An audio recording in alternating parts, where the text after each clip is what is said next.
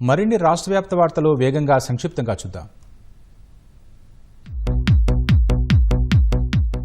బాపట్ల జిల్లా నగరం గ్రామంలో ట్రాక్టర్ బోల్తా పడి 7గురికి తీవ్ర గాయాలయ్యాయి.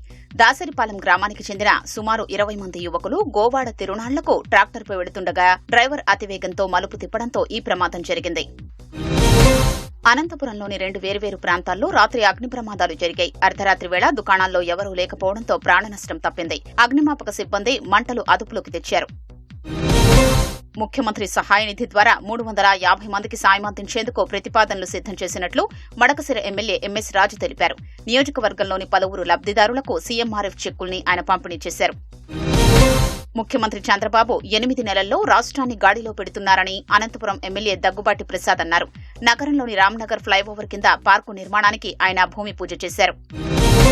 హిందూపురంలో నేరాలు తగ్గించేందుకు 25 లక్షల విలువ చేసే 150 సోలార్ సీసీ కెమెరాల్ని పోలీసులకు అందించారు. ఎమ్మెల్యే బాలకృష్ణ అభ్యర్థన మేరకు గ్రీన్కో సోలార్ కంపెనీ వాళ్లు ఇవి ఇచ్చినట్లు పోలీసులు తెలిపారు. ప్రధాన రహదారుల్లో వీటిని ఏర్పాటు చేస్తామన్నారు. అనకాపల్లిలో చికెన్ అండ్ ఎగ్ మేళా నిర్వహించారు. ముఖ్య అతిథిగా పాల్గొన్న కలెక్టర్ వంటకాలు రుచి చూశారు. జిల్లాలో బర్డ్ ఫ్లూ వ్యాధి లక్షణాలున్న కోళ్లు లేవని, భయపడాల్సిన అవసరం లేదని ప్రజలకు కలెక్టర్ భరోసా ఇచ్చారు. ఆరిఫ్ అనే యువకుడిపై గంజాయి బ్యాచ్ దాడి ఘటనలో ప్రొద్దుటూరు పోలీసులు కేసు నమోదు చేశారు. దాడి ఘటనను తీవ్రంగా పరిగణించిన వైఎస్సార్ జిల్లా ఎస్పీ నిందితుల్ని పట్టుకోవాలని పోలీసు సిబ్బందిని ఆదేశించారు. శ్రీకాకుళం జిల్లా పాతపట్నం ఆర్టీసీ బస్టాండ్ సమీపంలో 20 కేజీల గంజాయిని పోలీసులు సీజ్ చేశారు. తమిళనాడుకు చెందిన 3 వ్యక్తుల్ని అరెస్టు చేసి 2 ఫోన్లు స్వాధీనం చేసుకున్నారు.